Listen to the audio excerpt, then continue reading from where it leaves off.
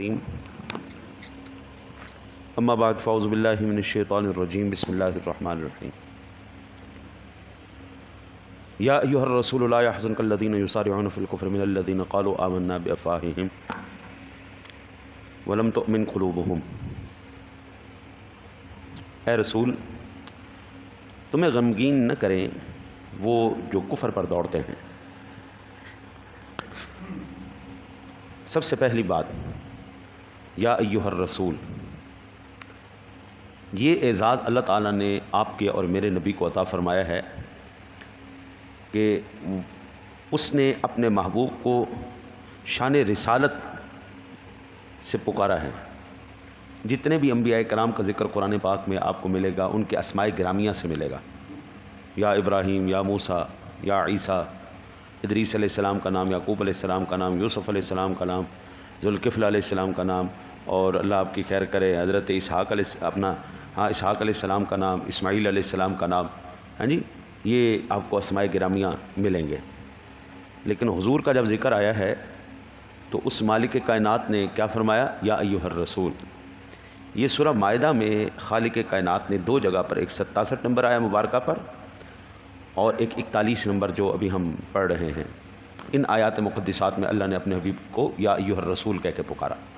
یہاں سے معلوم ہوا کہ باقی انبیاء کو بلانے کا انداز کچھ اور تھا، جب یار کی باری آئی انداز ہی بدل گیا، ہاں جی، وہ نا جی بلا تشویق، میں صرف سمجھانے کے لیے عرض کر رہا ہوں، ورنہ وہ شانیں تو بڑی وراء الورا ہے۔ جیسے ماں اپنے بیٹے کو نہیں کہتے میرا سونا، میرا چن، میرا مٹھڑا، ہاں جی، محبت میں پکارتی ہے نا جی مختلف، ہاں جی، میرا ببر شیر، ہاں جی، تو اس طرح کر کے ماں جو ہے، باپ جو ہے اپنی اولاد کو پکارتے ہیں، اس سے محبت ہے نا جی۔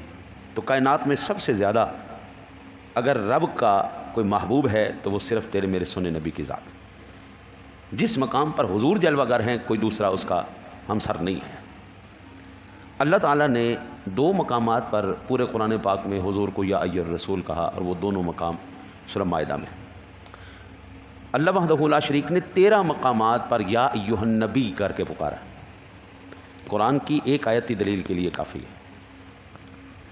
آج ہم کہنا جی یا نبی سلام علیکہ، یا رسول سلام علیکہ، تو بعض ساتھی بگڑ جاتے ہیں۔ بندہ پوچھے جب اللہ یا ایھا الرسول کہہ رہا ہے، یا ایھا النبی کہہ رہا ہے، تو تم کیوں بگڑ رہے ہو؟ بھئی اگر ہم قرآن پاک کے جس انداز میں اپنے محبوب کو پکارا جانا ہے، ہم اس انداز سے اگر حضور کو بلا رہے ہیں، یا نبی سلام علیکہ کہہ رہے ہیں، یا رسول سلام علیکہ کہہ رہے ہیں، تو پھر بگڑنے کی اس میں کون سی بات ہے؟ تو جو یہاں پر بگڑتے ہیں وہ بیچارے کم علم ہیں، ان کو علم نہیں اس بات کا کہ یا ایھا الرسول یا ایھا النبی خود اللہ پکار رہا۔ یا ایھا الرسول تو میں نے عرض کر دی ہے نا جی۔ یا ایھا النبی 13 مقامات پر اللہ نے پکارا۔ پہلا سورہ انفال کی 64 نمبر آیا مبارکہ، 65 نمبر آیا مبارکہ، 70 نمبر آیا مبارکہ، سورہ توبہ کی 73 نمبر آیا مبارکہ، سورہ احزاب کی پہلی 28ویں، 45ویں، 50ویں، 59ویں، سورہ ممتحنہ کی 12 نمبر، سورہ طلاق کی پہلی، سورہ تحریم کی پہلی اور 9 نمبر آیا مبارکہ۔ یہ ان 13 مقامات پر اللہ نے قرآن پاک میں یا ایھا النبی کر کے پکارا ہے۔ حضور کو 4 مقامات پر اللہ نے لفظ محمد کر کے پکارا، کہ یہ جتنی بھی شانیں بیان ہو رہی ہیں دھوکہ نہ کھا جانا کوئی اور ہے، بلکہ 4 مقامات پر نام لے کے بتا دیا یہ ساری شانوں والے کا نام محمد الرسول اللہ ہے۔ اور وہ سورہ آل عمران کی 144 نمبر آیا مبارکہ میں حضور کا نام نامی اسم گرامی ذکر کیا گیا، سورہ احزاب کی 40 نمبر آیا مبارکہ میں ذکر کیا گیا، سورہ محمد کی 2 آیا مبارکہ میں ذکر کیا گیا، اور سورہ فتح کی 29ویں آیا مبارکہ محمد الرسول اللہ والذین معہ اشداء علی الکفار۔ پھر حضور کی صفات بھی بیان کی، وہ مزاج میں کیسے ہیں، وہ گفتار میں کیسے ہیں، وہ رفتار میں کیسے ہیں، وہ کافروں کے ساتھ کیسے ہیں، وہ اپنوں کے ساتھ کیسے ہیں۔ یہاں سے آپ اندازہ فرمائیے کہ جب بھی اللہ پکارے اپنے محبوب کو شان و عظمتوں کے ساتھ، یہ تو چند قرآن پاک کے مقامات تھے، اور اگر ہم محدثین پہ آ جائیں تو محدثین کہتے ہیں پھر حضور کے اسماء گرامیہ کی تو حد ہی کوئی نہیں جی۔ آپ نے جب قرآن پاک کھولا ہو تو اس طرف کیا ہے جی؟ اللہ کے نام لکھے، اور دوسری سائڈ پہ کیا ہے جی؟ حضور سرور دو عالم صلی اللہ علیہ وسلم کے اسماء یہ دیکھیں، یہ حضور کے اسماء گرامیہ لکھے ہوئے 99 نام اللہ کے ہیں اور 99 نام ہی جناب رسالت مآب صلی اللہ علیہ وسلم۔ قاضی ایاز رحمۃ اللہ تعالیٰ علیہ فرماتے ہیں 300 نام اللہ کے ہیں اور 300 نام حضور سرور دو عالم صلی اللہ علیہ وسلم۔ پھر عاشق محدثین اس سے آگے نکلے، انہوں نے کہا نہیں یہ بات نہیں ٹھیک، آپ نے ٹھیک ہے غوطہ زنی کی ہے لیکن حق نہیں ادا کیا۔ 1000 نام اللہ کے ہیں اور 1000 نام حضور سرور دو عالم صلی اللہ علیہ وسلم۔ پھر عاشق اس سے بھی آگے ہیں، عشق میں جو جتنا مرضی گہرا چلے جائے، جتنا مرضی غوطہ زن ہو جائے، اتنے قیمتی موتی اس کے ہاتھ لگتے ہیں۔ عاشقوں نے کہا کہ نہیں یہ بات درست نہیں ہے، ٹھیک ہے تم نے بھی تحقیق کی ہے لیکن حق نہیں ادا کیا۔ 1,00,000 نام اللہ کے ہیں اور 1,00,000 نام ہی حضور سرور دو عالم صلی اللہ علیہ وسلم۔ قرآن پاک میں وہ اسماء گرامیہ جو اللہ نے اپنے لیے بیان فرمائے ہیں، وہ صفات جو اپنی گنوائی ہیں، انہی صفات کے ساتھ اللہ اپنے محبوب کو بھی پکارا ہے۔ اللہ قرآن پاک میں اپنے جب تعارف فرما رہا ہے، اپنے کرم اور فضل کی بات کر فرمایا رؤوف الرحیم، رؤوف بھی ہے رحیم بھی ہے، اور بعین ہی انہی الفاظ کے ساتھ اللہ اپنے حبیب کریم کو بھی ارشاد فرما رہا ہے۔ میں یہ کہتا ہوں کہ نہ تو اللہ کی صفات اور اس کے اسماء کی کوئی حد ہے، نہ میرے سونے نبی کی شان اور عظمت کی کوئی حد ہے۔ اس کی شان بھی حضرت جی حروف کی قید سے، قلم کی قید سے وہ آزاد ہے۔ ساری کائنات کی درختوں کو قلم بنا دیا جائے اور سارے سمندروں کو سیاہی بنا کر ان جیسے اور سمندر لے آئے جائیں، صفات اس کی پھر بھی ختم کوئی نہیں ہوتی۔ کلمیں گھس جائیں گی، سیاہیاں ختم ہو جائیں گی، اللہ کی شان، اس کی تعریف ختم۔ اللہ اپنا تعارف کرواتے ہوئے بیان ارشاد فرما رہا ہے الحمدللہ رب وہ تمام عالمین کا رب ہے، اور اپنے محبوب کا تعارف کرواتے ہوئے ارشاد فرما رہا ہے وما ارسلناک الا رحمۃ میں رب ہوں عالمین کا، اور محبوب سے کہا محبوب تو رسول ہے عالمین کا۔ اور بابا دیکھیں نا جی، حدیث مبارکہ سے ہمیں پتہ چلتا ہے کبھی تو اونٹ عرضی لے کے حضور کی بارگاہ میں آ گئے، کبھی چڑیا عرضیاں لے کے حضور کی بارگاہ میں آ گئیں، کبھی ہرنیاں حضور کی بارگاہ میں عرضیاں لے کے آ گئیں، کبھی گدھے بھی حضور کی بارگاہ میں عرضیاں لے کے آ گئے۔ حضور فرماتے ہیں میں ان پتھروں کو بھی جانتا ہوں جنہوں نے اعلان نبوت سے پہلے مکے کی گلیوں کے پتھروں نے مجھ پر درود و سلام پڑھا تھا۔ ہاں جی، آپ نے ابو جہل کا واقعہ نہیں سنا کہ اس نے ہاتھوں میں کنکریوں کو بند کیا اور حضور نے کہا ہاں بھائی بتاؤ میں کون ہوں، تو اس کے ہاتھوں کی کنکریوں نے کلمہ پڑھ کے حضور کی رسالت اور نبوت کی گواہیاں دیں۔ یہودی نے کہا کہ اگر آپ کہیں اس درخت کو یہ یہاں پہ آپ کے نبوت اور رسالت کی گواہی دے جائے میں کلمہ پڑھ لوں گا، تو حضور نے فرمایا جا خود ہی جا کے اس کو پیغام دے دے، تیرا نبی تجھے بلا رہا ہے۔ ہاں جی، میں جو کہوں تو میرا پیغام اس کو پہنچا دینا۔ تو جیسے ہی پیغام پہنچایا وہ درخت اپنی جڑوں کو اکھیڑ کے حضور کی بارگاہ میں حاضر ہو گیا۔ بابا کائنات کی اب دیکھیں نا جی، آپ نے یہ سنا نہیں کہ حضور نبی اکرم صلی اللہ علیہ وسلم نے انگلی کا اشارہ کیا، سورج کو واپس بلا لیا، چاند کو 2 ٹکڑے کر دیا۔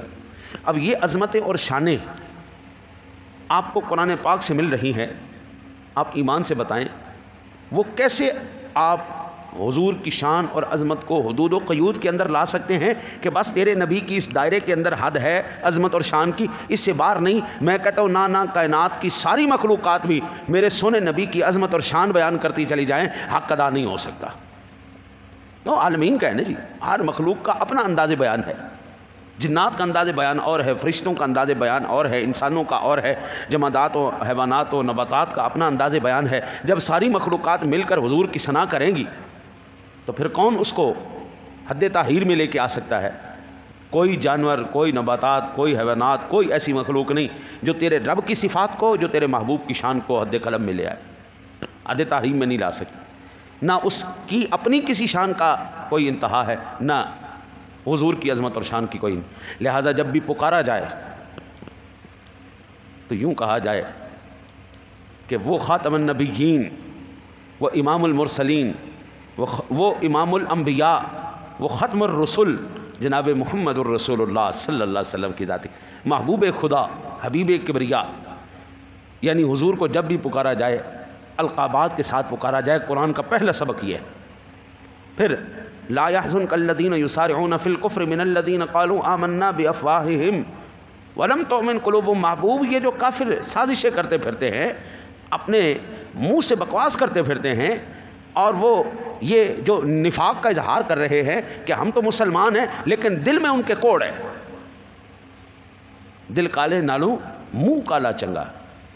وہ منہ سے تو اقرار کر رہے ہیں لیکن ان کی قلبی کیفیت و محبوب آپ بھی جانتے ہیں. یہ منافق ہیں، یہ آپ کو تکلیف دینا چاہتے ہیں. محبوب فکر کرنے کی کوئی بات نہیں. دنیا والوں کو حوصلہ دنیا والے دیتے رہیں گے، آپ کو حوصلہ میں رب قدیر دے رہا ہوں. محبوب کیوں پریشان ہوتے ہیں؟ آپ کی یاری تو ہمارے ساتھ ہے نا، آپ تو ہمارے محبوب ہیں، ہم آپ کو حوصلہ دیں گے. لا يحزنك الذين يسارعون في الكفر. محبوب یہ جو کفر پر دوڑتے ہیں، دیکھو نا جی، کائنات میں صرف ایک ہستی ہے، وہ ہے میرے سونے نبی کی ذات گرامی، جس کو کسی کا بھی گناہ کرنا، گناہ دراصل کیا ہے؟ گناہ جہنم کی طرف تدبیر کرنا ہے اپنے لیے. وہ تکلیف دیتا ہے تو تیرے میرے سونے نبی کی ذات ہے. حضور کو ہر وہ عمل جو جہنم کی طرف کسی کو لے جائے انتہائی تکلیف دیتا ہے کہ یہ مخلوق خدا میں سے یہ بندہ کیوں جہنم کی طرف چل پڑا ہے. اس کو جہنم کی طرف نہیں جنت کی طرف چلنا چاہیے تھا. رب سونا تسلی دے رہا ہے، محبوب یہ تو ہیں بے ایمان، کفر پر توڑتے پھر رہے ہیں، منافقت کا اظہار کر رہے ہیں. محبوب آپ پریشان نہ ہوں. قالوا آمنا بافواہہم، یہ ان کے نفاق کا بیان ہے. ومن الذین ہادوا سماعون للکذب سماعون لقوم آخرین لم یأتوک. اور جو کچھ یہودی جھوٹ خوب سنتے ہیں اور لوگوں کی خوب سنتے ہیں جو تمہارے پاس حاضر نہ ہوئے. اللہ اکبر. اب یہاں سے بات پتہ چلی ہے، یہ میں کہتا ہوں وہ مقام ہے جہاں پر اعلیٰ حضرت نے ترجمے کا حق ادا کر دیا. اس کی وجہ کیا ہے؟ بعض مترجمین اور مفسرین سے یہاں پر غلطی ہوئی کہ انہوں نے لقومن کے لام کو علت قرار دے کر آیت کے معنی بیان کیے ہیں کہ منافقین اور یہود اپنے سرداروں کی جھوٹی باتیں سنتے ہیں اور آپ کی باتیں دوسری قوم کی خاطر سے کان دھر کے سنتے ہیں، جس کہ جیسے کہ وہ جاسوس ہے. مگر یہ معنی صحیح نہیں اور نظم قرآنی سے اس سے بالکل موافقت نہیں فرماتی، بلکہ یہاں لام من کے معنی میں ہے اور مراد یہ ہے کہ یہ لوگ اپنے سرداروں کی جھوٹی باتیں خوب سنتے ہیں اور لوگوں یعنی یہود خیبر کی باتوں کو خوب مانتے ہیں، جن کے احوال کا آیت شریف میں آگے بیان آ رہا ہے انشاءاللہ تعالی العزیز. اب یہ کتنی مکارانہ چالیں چلتے ہیں اور کس طرح چلتے ہیں وہ انشاءاللہ تعالی العزیز میں کل تفصیل سے عرض کروں گا. آج بات شروع کی تو پھر بڑی طویل ہو جائے گی. یہاں سے آپ اندازہ کیجئے کہ اللہ نے 1400 سال گزر گئے ہیں ان یہودیوں کو جنہوں نے حضور کے ساتھ منافقانہ رویہ اختیار کیا تھا، سوائے ذلت اور رسوائی کے ان کو کہیں پر اللہ نے عزت اور قرار نہیں دیا ہوا. دولت سب سے زیادہ ان کے پاس، ٹیکنالوجی سب سے زیادہ ان کے پاس، قوت سب سے زیادہ ان کے پاس. اس وقت جو ذی شعور افراد ہیں وہ کہتے ہیں کہ اس وقت حکومتیں یہ تمام کے تمام یہود کے کنٹرول میں ہیں. وہ چاہتے ہیں تو امریکہ کا صدر مقرر ہوتا ہے، وہ چاہتے ہیں تو انگلینڈ کا صدر مقرر ہوتا ہے، وہ چاہتے ہیں تو انڈیا پاکستان کے صدور مقرر ہوتے ہیں. وہ جن حکومتوں کو چاہتے ہیں ان ممالک پر مسلط کر دیتے ہیں. ہر ایک اندرونی معاملے کے اندر ان کی گرپ ہے. لیکن دیکھو کیسی بات ہے کہ حضور کے ساتھ منافقانہ رویے کی وجہ سے اتنی قوت ہونے کے باوجود بھی یہودی حکومت آپ کو کہیں نظر نہیں آئے گی. وہ یہودی ملک ہے جہاں پر ان کے قانون چلتے ہو، ان کی حکمرانی ہو. اسرائیل میں بھی یہودی حکومت نہیں ہے، ان کو قرار نہیں ہے. ٹریڈ سب سے زیادہ ان کی ہونے کے باوجود بھی، پیسہ سب سے زیادہ ان کا ہونے کے باوجود بھی ان کو کہیں پر جس طرح اسلامی سلطنتیں ہیں، اسلامی ملک پاکستان ہے، ایران ہے، عراق ہے، مصر ہے، سعودی عرب ہے، دبئی ہے، ہم ہزاروں نام لے سکتے ہیں. یہ ممالک اسلامی ممالک ہیں، ان میں اسلامی حکومتیں، اسلامی قوانین نافذ کیے گئے ہیں. لیکن جس طرح ان اسلامی ممالک میں، وہ الگ بات ہے کہ ہماری اپنی کوتاہیاں ہیں، ہم ان کو رائج نہیں کر رہے، ورنہ یہ ملک بنا اسلام کے لیے ہی تھا، ورنہ یہ ملک بنا کلمے کے لیے. ہماری اپنی کوتاہیاں ایک الگ بات ہے اور ایک اللہ اور اس کے رسول کا نام سے فضل حاصل ہونا یہ الگ بات ہے. اللہ سے دعا کرتے ہیں اللہ اپنے حبیب کریم صلی اللہ علیہ وسلم کا صدقہ جس طرح اس نے ہمیں یہ ملک کلمے کے نام پہ دیا ہے، پھر کلمے والے نبی کا قانون بھی اس پہ نافذ کرنے کی توفیق عطا فرمائے. اللہم صلی علی